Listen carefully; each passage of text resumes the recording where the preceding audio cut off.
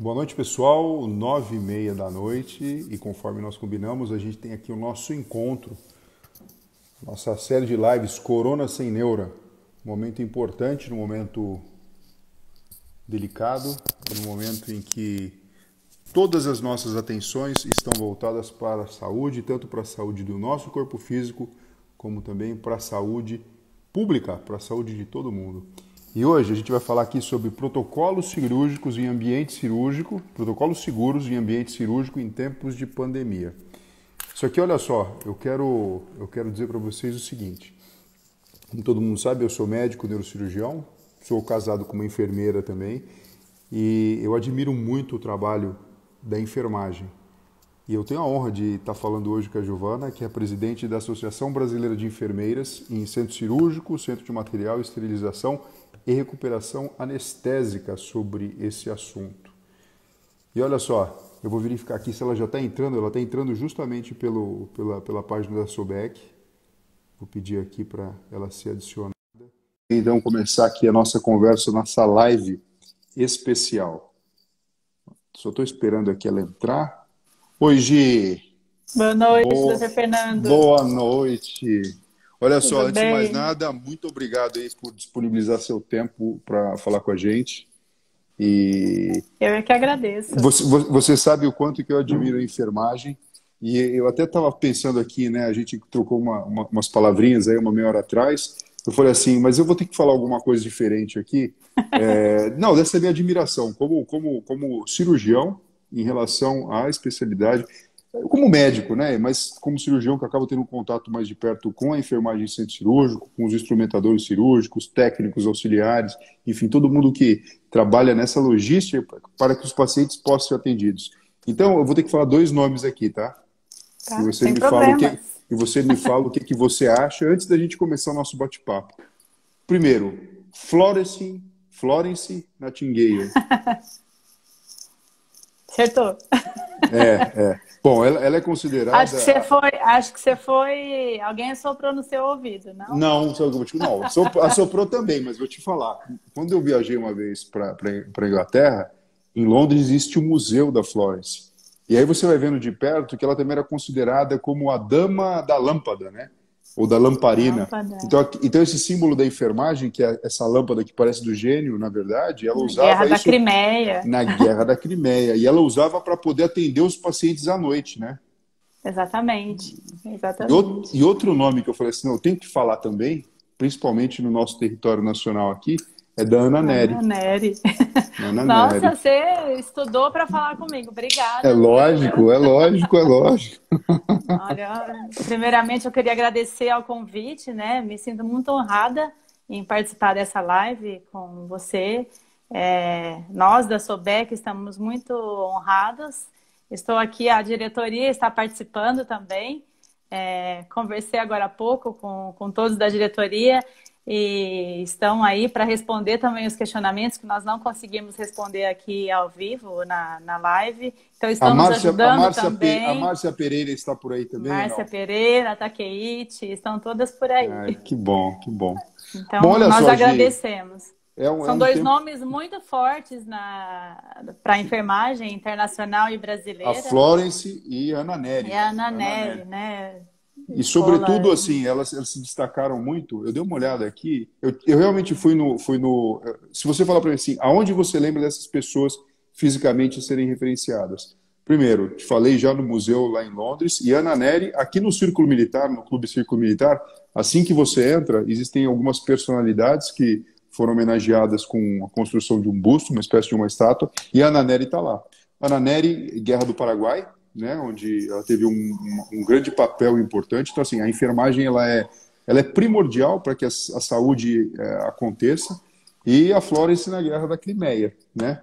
E eu até sei que assim, e olha só, a preocupação em ensinar sempre está presente. Foi no Hospital São Thomas, onde ela criou um centro de treinamento de enfermagem. Exatamente. Nossa, estudou bastante a história da enfermagem. Só que eu acho que assim, elas tiveram um grande desafio adequado para a época delas, então a gente fala aqui Guerra da Crimeia, Guerra do Paraguai, só que eu acho que a enfermagem, na verdade, agora está encontrando aí um cenário bem diferente, porque essa pandemia é praticamente Um uma cenário de guerra, guerra, né, Fernando? não, uma guerra mundial, com um inimigo realmente Desconhecido? desconhecido, super pequenininho, tem poucas micras de tamanho e está fazendo um estrago, pelo menos aí na preocupação e na saúde pública, gigante, né? E que para nós enfermeiros, que vivemos em constantes desafios, eu vou te falar que é mais um novo desafio, né? Então, você falou de dois grandes nomes, mas nós temos outros.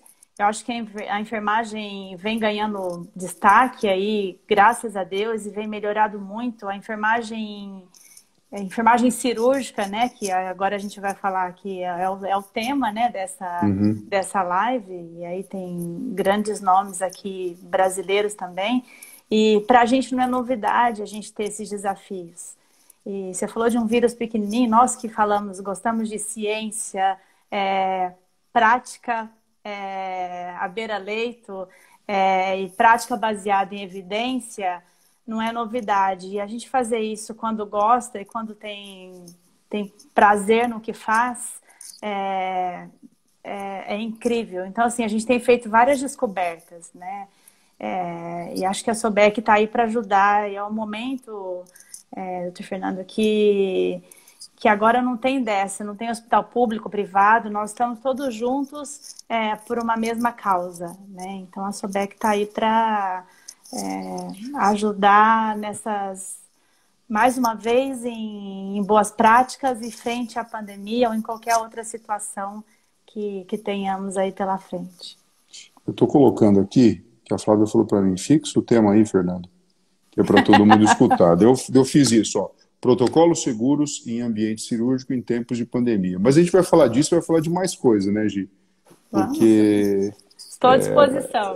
a gente sabe que eu já vi gente comentando aqui, pô, e a fisioterapia, e todas as áreas são importantes, a gente está fazendo uma abordagem multidisciplinar, mas hoje... Odonto, fisioterapia... Tudo bem, mas hoje à noite é da enfermagem. Hoje à noite é da enfermagem. Vamos dar a luz, como você mesmo falou. Está cada vez mais em destaque. Eu diria o seguinte, em destaque ou não, sempre existiu e sempre ela foi fundamental para que a saúde viesse a acontecer. A gente sabe disso. Mas eu acho que esse destaque é até importante. Assim, outros parceiros, a gente tem até esse destaque de estar trabalhando cada vez mais em equipe, né? Essa responsabilidade compartilhada. Você citou bem o instrumentador, o cirurgião, a fisioterapeuta. A gente não trabalha sozinho. A equipe que trabalha por trás dos bastidores, a equipe da farmácia, engenharia clínica. Então, cada vez mais a gente tem que estar preparado para essa responsabilidade compartilhada. Então, a enfermagem está interligada em várias frentes, né? Ô Gi, agora fala uma coisa para mim. Eu vou falar uma frase pequenininha, com praticamente 2 verbos e com uma força incrível, tá? Prever e prover. Prever e prover. Prever e prover. É o lema da enfermagem, né? É o lema da enfermagem. É o lema da enfermagem. É o lema da enfermagem, principalmente enfermagem em centro cirúrgico. Né? Mas eu volto para a nossa... Então, conta pra gente um pouquinho sobre como é esse prever e prover agora em tempos de pandemia e como esses protocolos eles vêm sendo desenvolvidos para se tornarem seguros. Porque assim, ó, hoje eu estava vendo, teve uma coletiva de imprensa que o novo ministro da Saúde, né, o Nelson Taichi, falou, e eu achei muito sóbria, muito séria e muito de verdade a proposta dele, a colocação de tudo. Ele citou e comentou sobre a saúde mental, porque a gente entende que tem essa primeira curva, que todo mundo fica falando de achata curva, como se de repente não existisse outras doenças. A gente entende o momento e a mobilização, mas chega uma hora que em Nova York tinha infartado morrendo porque não queria ir no pronto-socorro. Pacientes com câncer que de repente estão postergando o tratamento e vão provocar um problema lá na frente, né?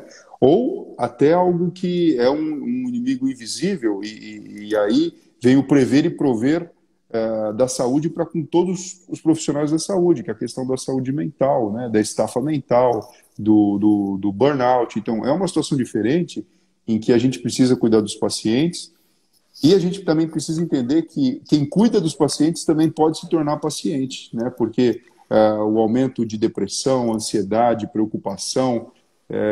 Veja, outro dia eu recebi uma solicitação de uma enfermeira dizendo o seguinte: doutor, como é que eu faço? Eu tenho um filho pequenininho, ele mora, pequenininho assim, 1 aninho de idade, ele mora com os meus pais. Então, eu estou trabalhando num lugar onde tem pacientes com coronavírus, eu volto para casa, eu ainda amamento o bebê, e eu tenho que usar máscara ou não, e meus pais têm mais de 65 anos, o que eu faço? Ou eu deixo de voltar para casa? Você percebe assim, é um ambiente tão desafiador, e a pessoa também, além de se entregar para o filho, além de se entregar para os pais, vai se entregar para os pacientes E não através tem dessa como a gente produção e do fugir amor. disso, né, Sr. Fernando? Nós fazemos por amor, esse é o nosso papel de, né, o seu, o meu, de todos nós que estamos ali na linha de frente. Mas a gente quer voltar para casa, a gente quer ficar com a nossa família. Algumas pessoas optaram por ficarem distantes, não têm as suas particularidades. Mas você falou duas palavras-chave, prever e prover. Tá? Então, eu vou me apegar nessas duas palavras-chave. E no início da pandemia, quando nós tivemos lá os primeiros casos, era tudo muito mais desconhecido do que é hoje, né? Não que a gente tenha grandes resultados hoje, a gente tenha grandes feitos hoje, a gente é uma coisa muito conhecida. Ainda estamos em busca, né, do desconhecido. Mas era tudo muito... A gente não sabia nada. Então, assim, cancelam-se todas as cirurgias eletivas, o medo era muito maior do que se tem hoje. Não tem protocolo definido, o que a gente vai utilizar, como é esse micro-organismo, ele é parecido com o quê? Nada era o mínimo conhecido. E hoje, assim, o pouco que a gente tem até de evidência é questionável. E aí eu volto, assim, eu sou enfermeira, mas eu também gosto muito da parte científica. E quando a gente critica muito a ciência, a gente não olha os pequenos detalhes, né? Então, assim, se as pessoas estão produzindo, se tem um pouco de conhecimento, vamos atrás de criar protocolos seguros com o que a gente tem, com experiência já de outros países, de outras vivências, que a gente consiga aplicar no nosso dia a dia. Será que com isso a gente não consegue ter, no nosso dia a dia, na nossa realidade, uma oportunidade de ter uma via segura da gente oferecer isso para os nossos pacientes, para os nossos cuidadores? Né? Então, você falou, olha, realmente os profissionais estão entrando, estão aumentando os casos de burnout, as pessoas estão ficando doentes, com medo de adoecer. Eu também tenho medo. Cada dia que a gente chega no hospital, quando a gente volta para casa e se sente bem, é uma vitória. Acho que todos nós da saúde nos sentimos assim. Nós também tememos a isso. Mas também temos que pensar que a gente tem protocolo seguro. Vamos nos apegar a isso. A prever e prover. Vamos estudar, vamos ver o que tem de segurança para aplicar nas nossas instituições. E a gente já tem bastante artigo publicado, recomendações da Organização Mundial de Saúde. Vamos ficar atentos a essas recomendações e seguir essas seguranças que a gente consegue aplicar no nosso dia a dia. Então, e aí assim, você me fala, o prover. E quando a gente não tem isso, o que a gente faz? Né? Bom, pode falar, e é desculpa. difícil. Não, eu queria falar para você o seguinte, então, nesses tempos de pandemia, agora, nesse dia de hoje, 22, né? Hoje é 22 de abril. Sim. Pois Que é, isso, pois é. doutor Fernando? Mas não é, gente, é tanta coisa, tanta informação e tanto. Hoje de manhã eu estava na televisão, na Band, à tarde eu fui operar lá no HC, no Hospital das Clínicas, e tem toda uma questão de organização. Amanhã eu vou estar operando lá no Hospital Infantil Sabará, enfim, tá uma correria. E eu acho que isso faz a gente ficar com a cabeça meio assim. Mas assim, Gi, falando em protocolo seguro, tá? O que você diria? Atualmente, hoje, dia 22, não tem motivo de não se realizar cirurgias para pacientes que necessitem da operação por urgência, por não Covid. É Sim. isso, né? Aí, assim, a gente tem alguns caminhos, né? doutor Fernando. Eu acho que a gente precisa, primeiro, o que necessitem, né? Então, assim, ainda estamos em pandemia, ainda não tivemos o pico, então precisamos realmente ter esses critérios, né, de elegibilidade. O que realmente são cirurgias que são elegíveis de se fazer nesse momento de pandemia. Essa é uma primeira avaliação. E aí, como a gente faz isso? O cirurgião, acho que sabe muito bem, né? E alinhar isso com o paciente, com o familiar, e com o risco pela localização da região que esse paciente está. Tem regiões que estão muito mais tranquilas do que outras, com a epidemiologia da instituição, né? É um hospital pediátrico, é um hospital que tem muitos casos de Covid ou não. E aí tudo isso, pensar nesses casos elegíveis de se fazer a cirurgia ou não. E depois ter um screening, olha, dá para testar esses pacientes com baixo risco? Esse seria o mundo ideal, mas a gente sabe que no Brasil é uma realidade que ainda está muito distante.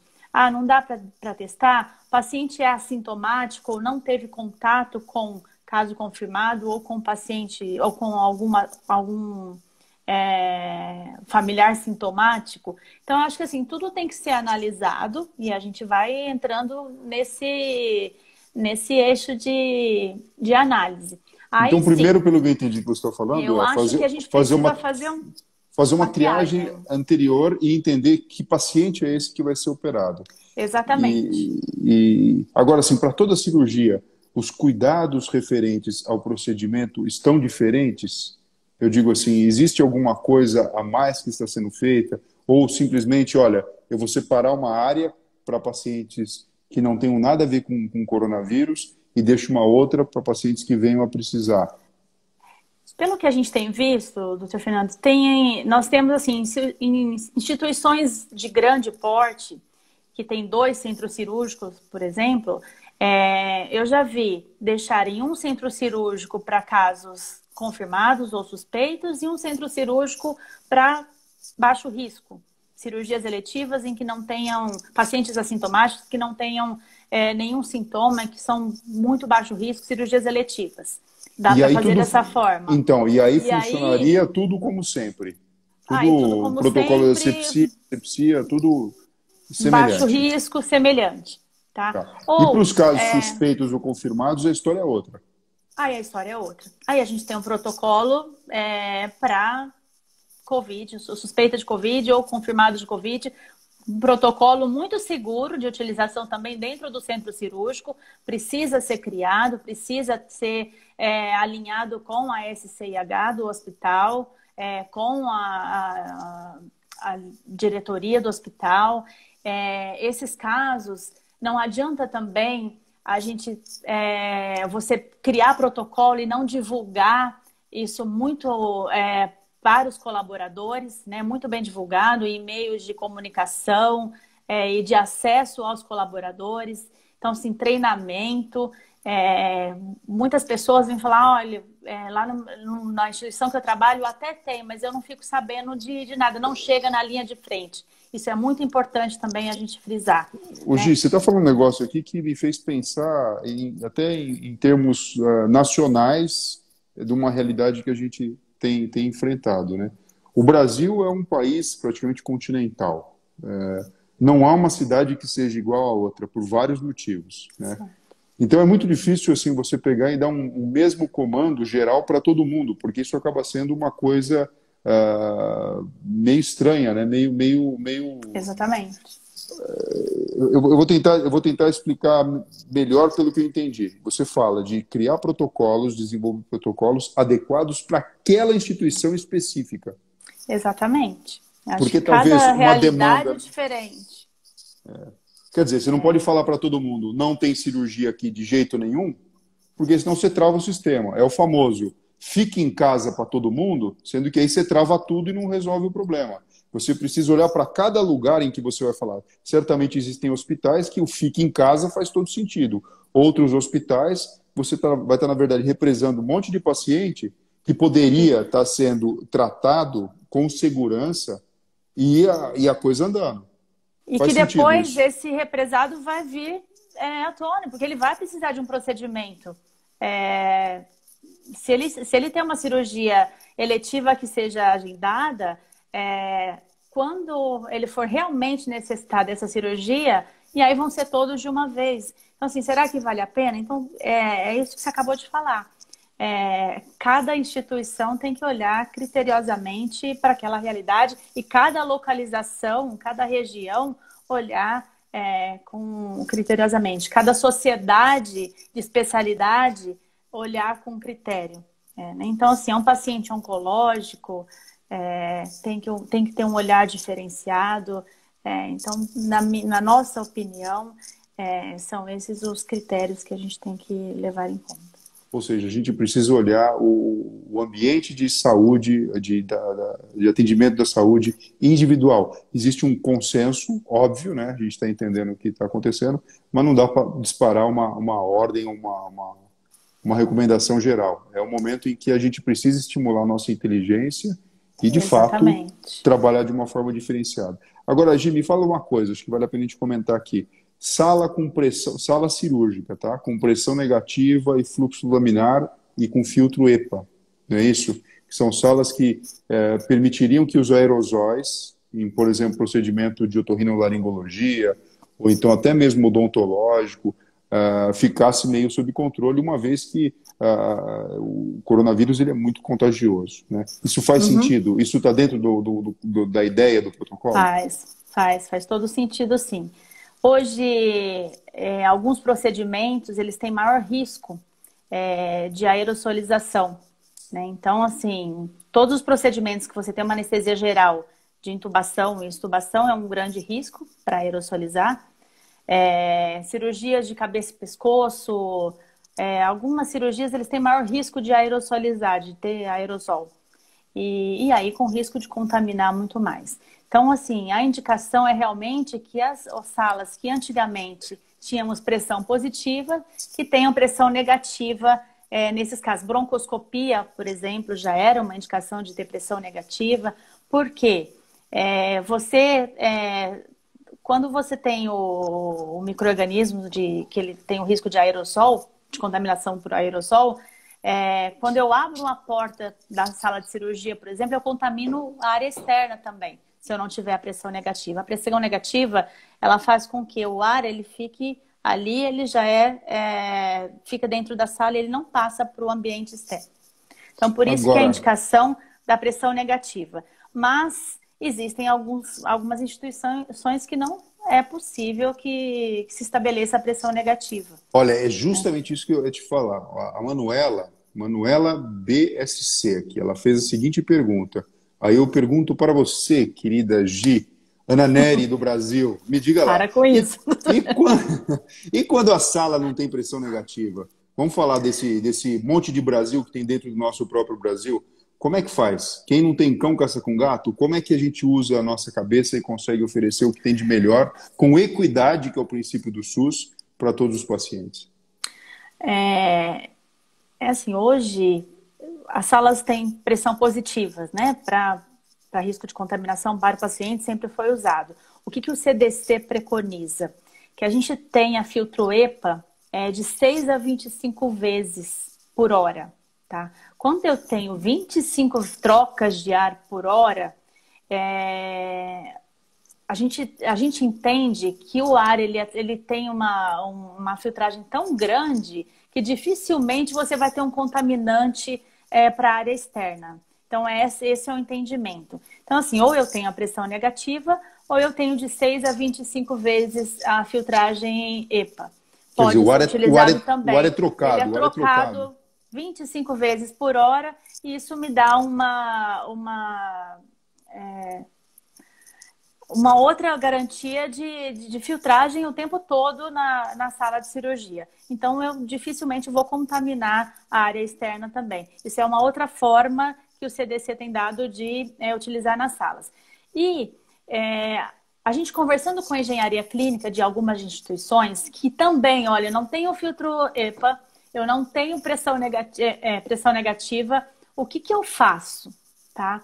A gente não encontrou isso em literatura, a gente só viu em uma literatura nacional, mas a gente estava discutindo outro dia em um grupo que é melhor quando você não tem nenhum dos dois. É melhor você ter uma pressão neutra. O que é a pressão neutra? Durante a fase de alto risco de aerossolização, eu desligo o ar da sala. Então, eu neutralizo o ar. É muito melhor, o menos pior. Eu não tenho o ar, eu não tenho o risco de contaminar a área externa ou mesmo dentro da sala. Então, eu tenho o ambiente neutro, a neutralização do ar. Durante a intubação e a extubação. Depois a gente liga novamente pelo risco de infecção do paciente. Porque o paciente estando intubado, o risco dele estar contaminando é muito menor. Mas nesses momentos de risco maior de aerossolização. Então, pede-se para desligar o ar-condicionado da sala para neutralizar o ar. Esse seja, também acho que é uma das soluções inteligentes, né? Acho que uma regrinha básica que você falou aqui é o menos é mais, né? Nessa hora, né? Menos é mais, exatamente. Tá? Então, também é uma forma de utilizar quando você não tem nenhuma das duas opções, pressão negativa e nem o filtro EPA multipotente. Agora eu vou fazer uma pergunta para você que muitas pessoas têm me feito em relação à cirurgia. Que é o seguinte, independente da especialidade cirúrgica, tá? Nós vamos falar aqui das mais de risco, então vai fazer, por exemplo, um acesso endoscópico para a base do crânio, uma cirurgia de cabeça e pescoço, orofaringe, alguma coisa assim, que a gente sabe onde teria o maior potencial de transmissão do vírus. Aconteceu a cirurgia, esse material ele vai ser esterilizado, ele vai para a central e vai ser esterilizado ali, certo? Certo. Existe risco de, depois dessa esterilização, esse material contaminar outra pessoa com coronavírus? De jeito nenhum. Se ele for esterilizado, não. De forma nenhuma? Risco nenhum. De forma nenhuma.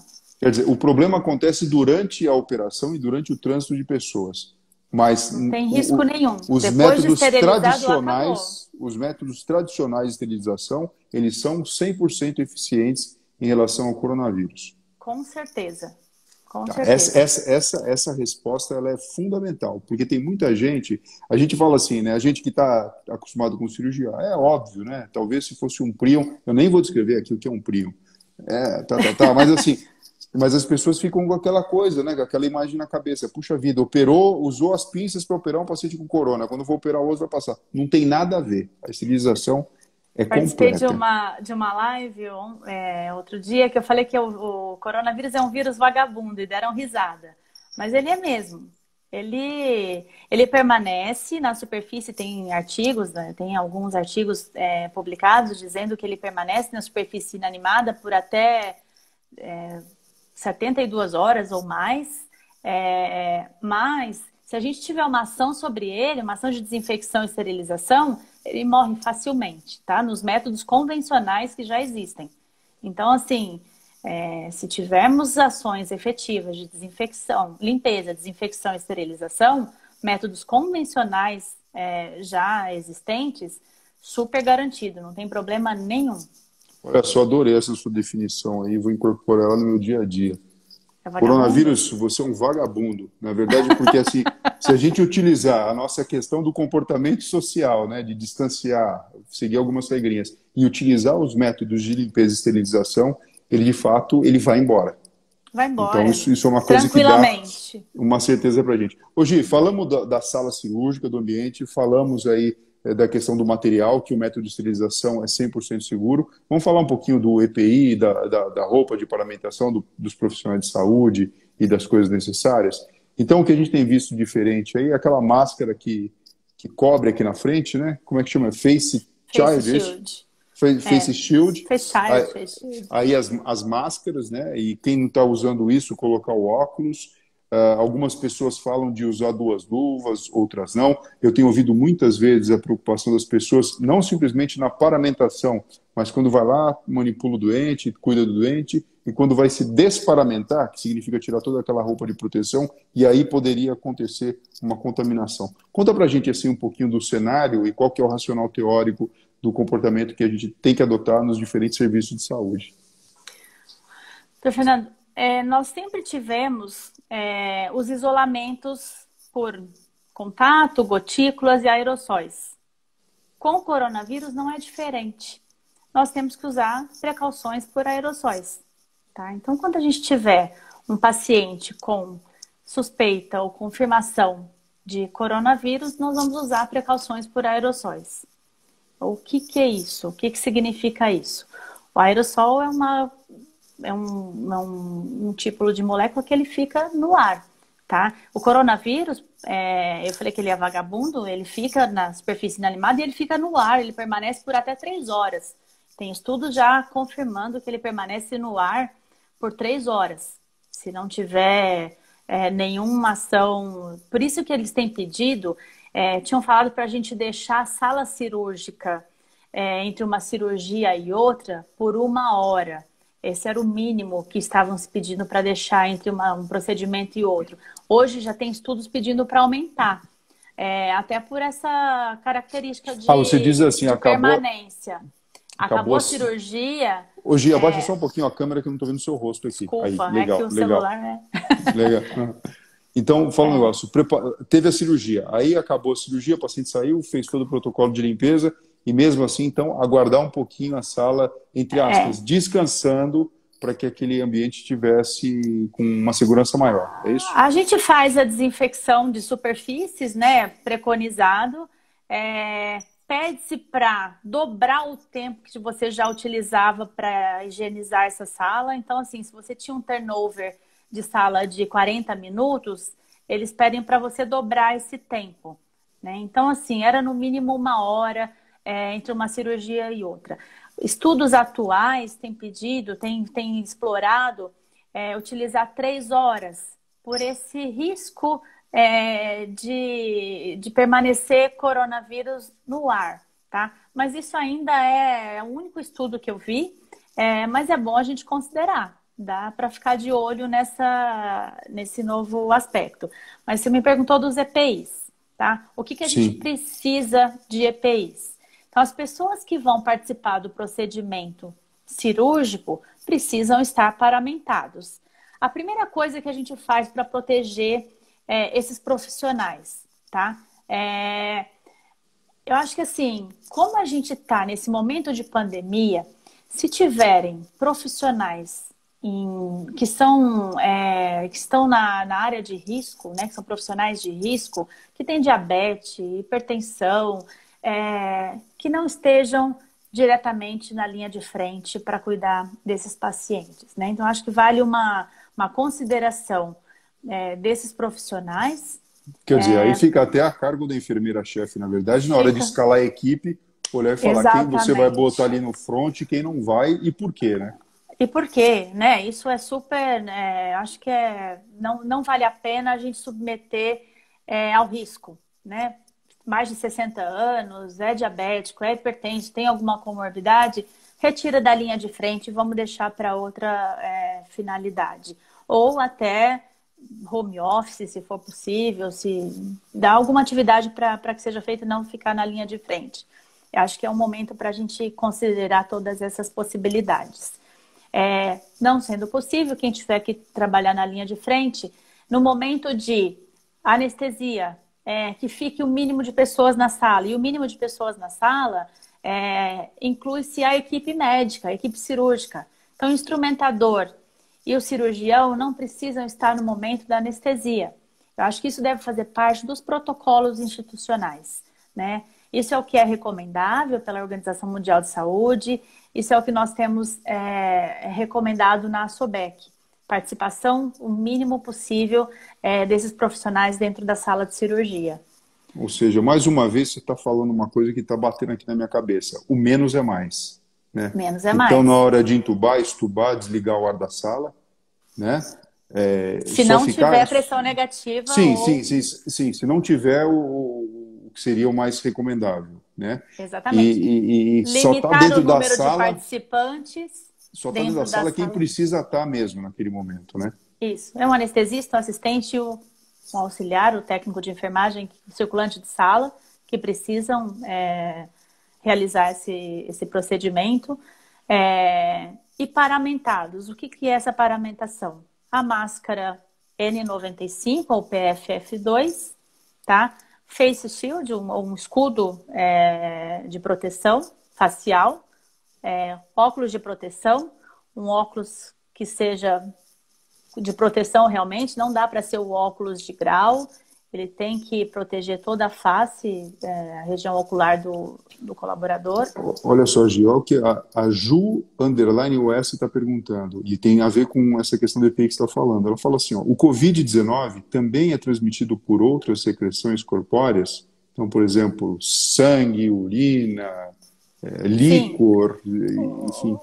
O Covid ele foi encontrado em algumas, em sangue, em secreções, ele em cirurgias gastrointestinais, ele tem o maior risco também, foi encontrado na literatura, a gente viu alguns dados nesse sentido. Em orofaringe ele é super, é uma área rica. Bem presente, né? Bem presente. Olha só, a Adrien Furlan pergunta também o seguinte, fala sobre cirurgia laparoscópica, o que fazer com gás carbônico e com cautério? Tá. São as perguntas diferentes, né? Legal, legal. Olha, quando começaram alguns estudos, e ela está perguntando porque tivemos alguns estudos apontando que era um risco maior em cirurgias laparoscópicas, tá? Pela fumaça cirúrgica, né? E pelo gás carbônico liberado. Então, tem mais contaminantes, essa fumaça inalada ela tem um risco maior de eliminar o Covid ou não, e tiveram alguns estudos comprovando que sim. E aí, o que fazer? A gente vai voltar à era antiga de ter cirurgias convencionais e não mais cirurgias laparoscópicas?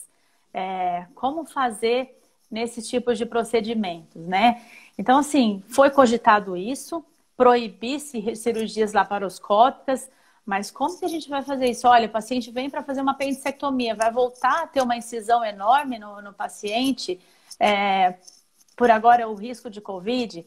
Então, tem se adaptado, de novo, previsão e provisão de materiais, as pessoas têm usado filtros bacterianos, no próprio equipamento filtrante de laparoscopia e aspiradores de gás, tá? Então, em uma dos portais de trocáter, usar um aspirador com filtro, o próprio filtro que é usado, o Bactogard, eu estou falando marca convencional, mas o filtro utilizado em cirurgias, ou um próprio para isso, que filtra micro-organismos de até 0,3, 0,2 micras, partículas bem pequenas, em que você consiga utilizar com seguranças em cirurgias laparoscópicas.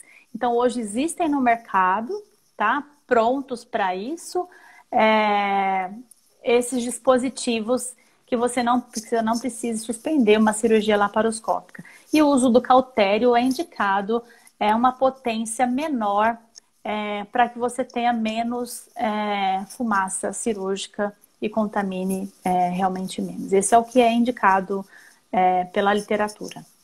Ô Gi, deixa eu falar um negócio para você, porque assim, o tempo está andando aqui, são 10h11 já, e quando dá 1 hora aqui da nossa conversa, o Instagram entende que ok e a gente não consegue transmitir. Então eu queria passar um recado para todo mundo aqui que está participando da live, escrevendo. Talvez a gente não consiga responder todas as perguntas aqui na live agora, mas o que a gente tem feito? Toda a live é salva, depois a gente coloca lá no YouTube e a gente pode ver depois com calma, viu, Gi? Porque assim, tem muita pergunta bacana, eu estou pensando algumas, porque às vezes a pessoa assim, ela manda pergunta, a gente não consegue responder e ela fica chateada, fala, pô, acho que não viu, a minha pergunta não era importante. Não, as perguntas aqui são todas importantes e a gente quer responder todas. Se não der para responder aqui, ajuda aí. Né? O pessoal da diretoria da Sobec também pode me ajudar. Vou te dar um exemplo aqui. A pergunta da Diene Jéssica. Ela pergunta o seguinte: como fazer o processamento do laringo, das lâminas e dos cabos? Tá. É uma boa pergunta, né? É uma boa pergunta. Então, processamento do laringo é da mesma forma como você já fazia antes do Covid, tá? É o que eu volto a dizer. o Covid não muda o processamento que você tinha, tá? Ele não é um risco maior do que o vírus do sarampo, meningite. Nós não vamos mudar as regras de processamento do que você já tinha na sua instituição. Então, assim, se você tinha no seu método de processamento da lâmina e do seu cabo desinfecção de nível intermediário, continue fazendo desinfecção de nível intermediário. Ah, olha, eu tenho lâmpada de LED e dá para fazer esterilização a baixa temperatura. Perfeito. Você faz o padrão Gold, tá? Mas a desinfecção de nível intermediário não é menos efetiva do que a esterilização no caso do Covid. Não muda. O Covid não é mais difícil de eliminar do que outros tipos de micro-organismos que nós já tínhamos antes do Covid. Para fazer a desinfecção, esterilização, não, tá? Agora aqui a Flávia está perguntando o seguinte: e as máscaras? Qual recomendação ou restrição dos tipos? E aqui eu já vou aproveitar o gancho. Eu até trouxe umas aqui para mostrar. Uma vez quando eu fiz uma postagem assim que eu coloquei 3 máscaras diferentes, eu vou mostrá-las aqui. Um cara muito querido, Miltinho Talaveira, lá do Sul, que não tem nada a ver, cara, de enfermagem, de medicina, de nada. Ele é um excelente comunicador, um cara muito bacana. Ele chegou e brincou, fez uma postagem brincando. Who is who? No mundo das máscaras, que todo mundo quer saber, ninguém consegue 100% entender, né? Eu trouxe aqui para mostrar pra gente. Essa aqui, ó, aqui está escrito como PFF2, que também é semelhante a N95, né? Uhum. Essa máscara aqui é uma máscara que, quando colocada, ela se adapta direitinho aqui na face, e ela tem um processo de filtragem que dá o quê? 3 micras, né? Não é isso? De proteção. 0,3.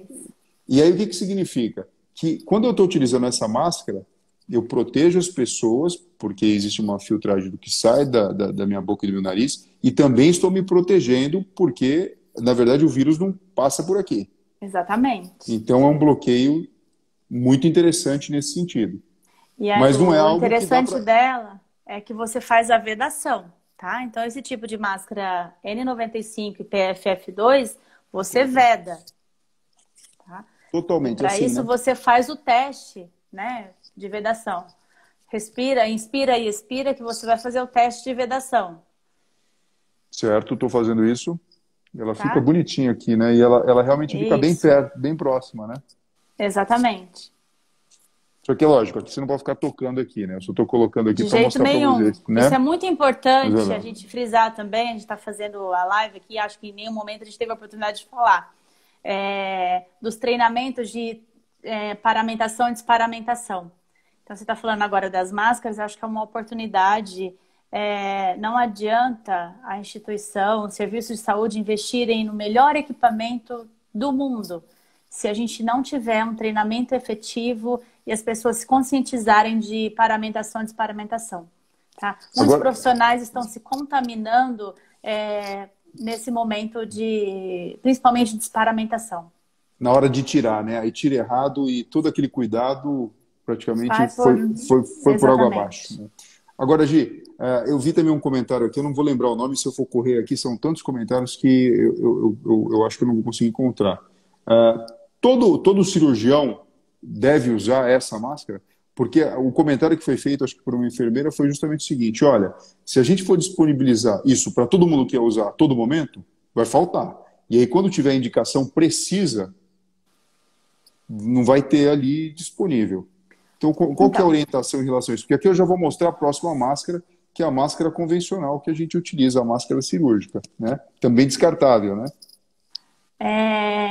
Assim, Fernando, o que a gente hoje entende? Tá? Nós acabamos de conversar aqui o fluxo ideal de cirurgias eletivas e tudo mais. O que a gente tem percebido até nesse momento de pandemia? Muitos pacientes, eles são assintomáticos.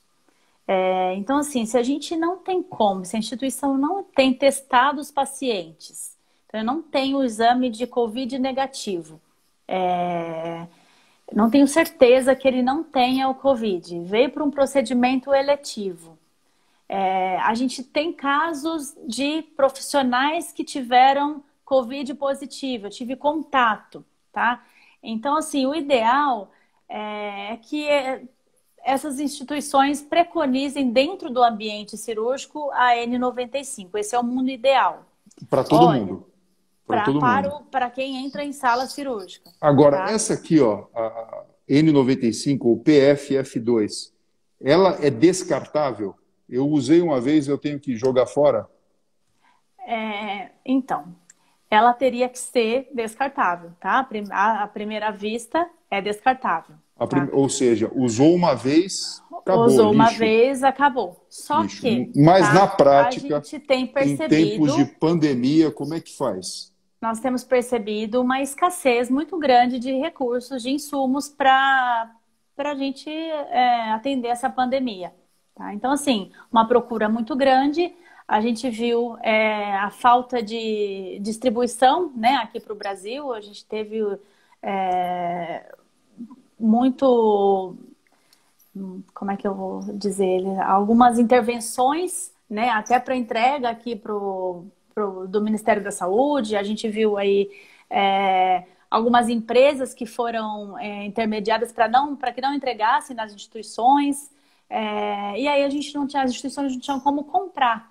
E aí abriram mão, olha, eu não vou comprar essa marca, mas vai ter dessa. Então, assim, mudaram-se as rotinas das instituições, né? Pela falta de distribuição, pela escassez dos recursos. E aí, como fazer nesse sentido? Então, assim, a gente começaram alguns estudos a acontecerem fora do país, de reprocessar essas máscaras N95 e PFF2. Então, reprocessar, o que quer dizer? Olha, vamos reesterilizar essas máscaras ou descontaminar com alguma medida de descontaminação. Colocar em autoclave, em peróxido de hidrogênio e fazer alguns testes, algumas medidas de testes em relação a isso, tá? Não existe, tá, na literatura ainda um consenso em relação a isso. O que a gente tem visto? Para que não realmente falte, o que a gente tem usado e defendido aqui, para que realmente as pessoas tenham disponível, e aí com segurança, o uso estendido. Então, olha, ao invés da gente fazer isso, porque eu não tenho segurança em saber se continua filtrando depois de reprocessar, eu não consigo limpar só em colocar para reprocessar, isso ainda está muito, os rigores metodológicos não estão sendo muito aplicados. A matéria-prima que é usada fora do país é diferente da que é utilizada aqui no Brasil. Então, assim, enquanto isso não existe um consenso sobre a reesterilização, a reutilização desse material, tem se aplicado o uso estendido. O que é o uso estendido? Eu não vou usar e jogar fora a minha N95. Eu posso utilizar por mais um dia, mais 2 dias, mais 3 dias, desde que essa máscara esteja em perfeitas condições. Eu não tenha sujidade, eu não tenha fluidos que tenham penetrado na minha máscara, eu não tenha utilizado ela em um paciente com Covid que tenha contaminado a minha máscara, porque se aconteceu isso, eu tenho que realmente jogar fora, logo em seguida.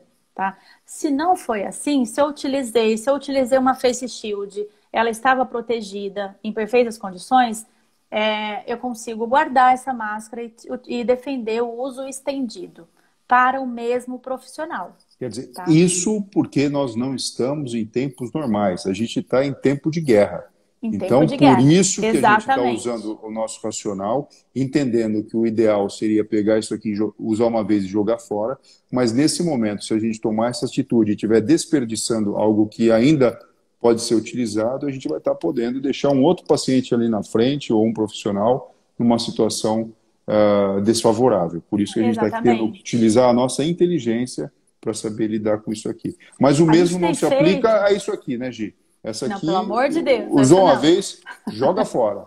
Essa não. Agora eu queria entrar na Nem outra tem conversa. como, né? Na outra conversa. E essa outra aqui de tecido, de pano, feita em casa, olha que charmosa que ela é. Essa aqui é de algodão.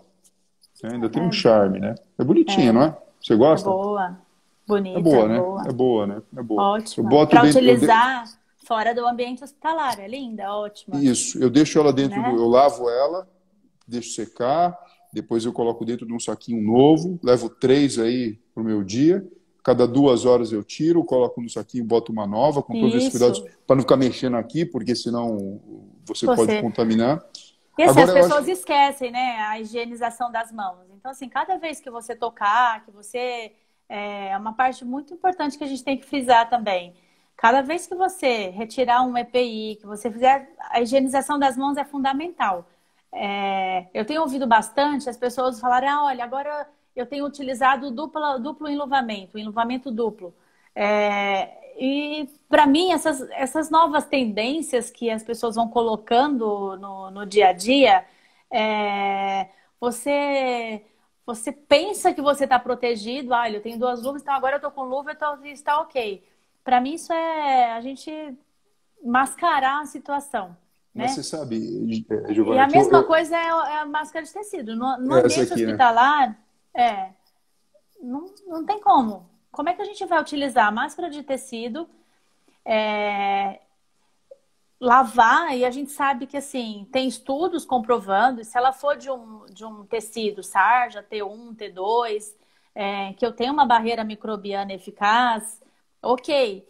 Mas qual é o tecido que foi utilizado? Para a gente utilizar na população, ela protege, já tem uma proteção a mais, muito melhor do que eu não utilizar nada. Ela protege você e ela protege o outro, né? Porque O na hora que eu outro, tenho uma barreira mecânica, se eu tuço, se eu espirro, ou até mesmo gotículas que podem sair durante a nossa comunicação verbal, elas vão ficar represadas na parte interna aqui. Então, como tem com certeza. muita gente com coronavírus que é assintomático, tudo bem, que bom que a pessoa não vai ficar mal da saúde. Mas se ela passa por uma outra pessoa que está numa situação debilitada imunológica, a outra pessoa pode ficar ruim. Então, na verdade, essa máscara, ela é um ato de... Você usar ela no dia a dia, na rua, ela é um ato de amor ao próximo, né? Você até Com pode ter a certeza. sensação que você está se protegendo, mas na verdade você está pensando no Você coletivo está para você pensando ficar nas bem. outras pessoas. Você vai no supermercado, vá de máscara de tecido.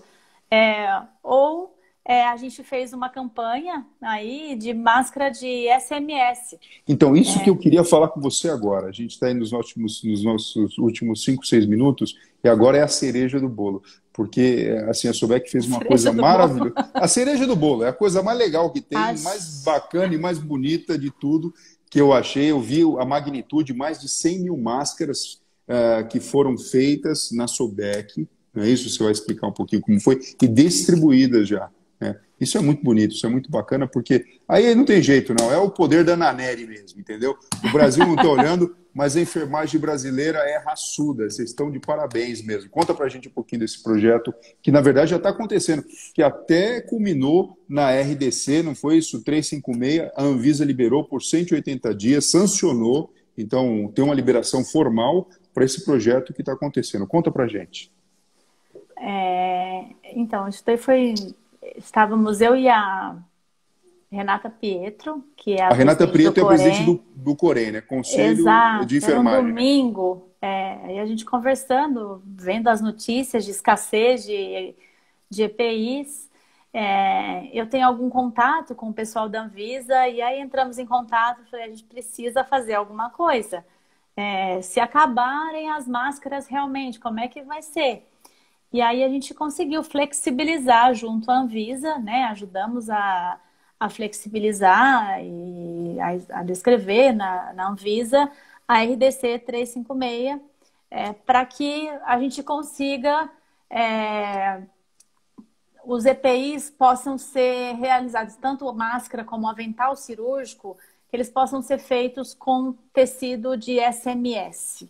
O O que que que que é é o SMS? SMS? Quem não sabe o que é SMS acha aquela mensagem que você passa para a É um pessoa. Não tem nada a ver, né? TNT, é um Tecido TNT, não tecido tecido. não tecido, mas não é o tecido não tecido que a gente compra em lojas de tecelagem, na 25 de março, não é o que a gente usa para aniversário de criança, tá? o TNT que a gente compra nesses locais, ele só tem o S do SMS, tá? O que que o SMS quer dizer? Ele quer dizer que eu tenho o M, que é uma barreira filtrante, tá? Então, é o SMS, os dois S's, eles me dão uma maleabilidade no tecido, e o M é uma barreira filtrante. Então, a gente conversou, olha, por que a gente não pode usar SMS utilizado para embalagens para esterilização? A gente já tem isso na prática hospitalar, então, em tempo de guerra, não vai dar tempo de ver qual é a filtragem microbiana, mas a gente já sabe que para embalagem ele tem barreira filtragem microbiana. Eu já tinha feito estudos de mestrado e doutorado nessa área. E aí flexibilizaram com o SMS. Com o SMS. E aí foi flexibilizado e realmente já foi sancionada e estamos fazendo. A gente montou um projeto, chama Heroínas em Ação, e foi colocado nas mídias sociais e tivemos muitas parcerias. Foi um projeto muito bacana. E aí entrou o projeto IJA, que é outra parceria muito bacana, que é o pessoal que faz a Face Shield. E aí nós já distribuímos realmente muitas máscaras, muitos pedidos para o Brasil todo. Então são máscaras e Face Shield, é isso? Máscaras e Face Shields. E Face Shield é aquilo feito com o que se faz com garrafa PET, é isso? Não. Não? Nós recebemos doações. Então é um projeto IJA, tá? É uma dentista que coordena esse projeto, chamada Nathalie, que nós conhecemos também e aderiu. A gente abriu a nossa sala da diretoria da SOBEC, virou agora a área de montagem para as Face Shields, a gente cedeu a área da diretoria da SOBEC. As casas viraram home office e a diretoria da SOBEC virou fabricar máscara e proteção e EPI para esse Brasilzão todo aí que precisa. E aí entrou o Exército Brasileiro, eles que distribuem as máscaras para os hospitais. O Exército? Escola de samba. Escola de samba? As escolas de samba estão fazendo as máscaras para a Secretaria de Saúde. Então é um projeto bem bacana, que a gente tem muito orgulho em compartilhar. E assim, no hospital que está precisando, a gente recebe esse contato e distribui para essas instituições. Giovana, olha só, a gente tem um minutinho aqui. Eu queria agradecer você, agradecer toda a diretoria da SOBEC, toda a Corém, todos os enfermeiros e enfermeiras do nosso país, do Brasil. Eu já vi aqui que já te deram um apelido aqui, não fui nem eu, viu, mulher? Já estão te chamando de Giovana Neri. Já virou aqui, ó. Vai virar meme daqui a pouco. Isso é ótimo, isso é ótimo. Tá bom. E para quem quiser saber mais sobre esse projeto, para ajudar e tudo mais, entrando aí na página da SOBEC, vai conseguir ter as informações necessárias. Isso. Né? Quem quiser fazer doação também, tem o telefone. Porque, assim, todas as pessoas que ajudam a montar são voluntários e tudo que nós recebemos foi tudo de doação. Tá? Então, nós recebemos doação do produto, do SMS, e das pessoas que estão fabricando. Nós temos costureiras, o pessoal da escola de samba, e os distribuidores também, são tudo voluntários. Recebemos o acetato e quem faz as Face Shields é o pessoal que tem impressoras 3D. Eles fazem os arcos em impressoras 3D e o acetato é montado depois para fazer os Face Shields, Fernando. Tá bom, olha só, muito obrigado. Eu quero me despedir de você aqui, ainda estando no ar. E, bom, estamos juntos, tá? Vamos junto deixar esse período aí de corona sem neura. Estou feliz de saber que a escola de samba, o Exército e toda a enfermagem está imbuída de boas intenções e trabalhando pelo bem do nosso país. Dá um beijo em todo mundo aí, tá? Para a Márcia, para todo mundo aí, viu? Obrigada. Vocês são muito queridas e fundamentais para a saúde do nosso país. Parabéns. Obrigada. Aguçemos aí os esforços de todos, né? Nós temos competências para vencer essa pandemia e as equipes precisam manter-se coesas, determinadas para atender a população. Eu acho que é isso que eles esperam de todos nós profissionais. Muito obrigada, viu, Fernando? Um beijo no seu coração e de todos os enfermeiros e enfermeiras do país. Obrigada, beijo. Boa noite.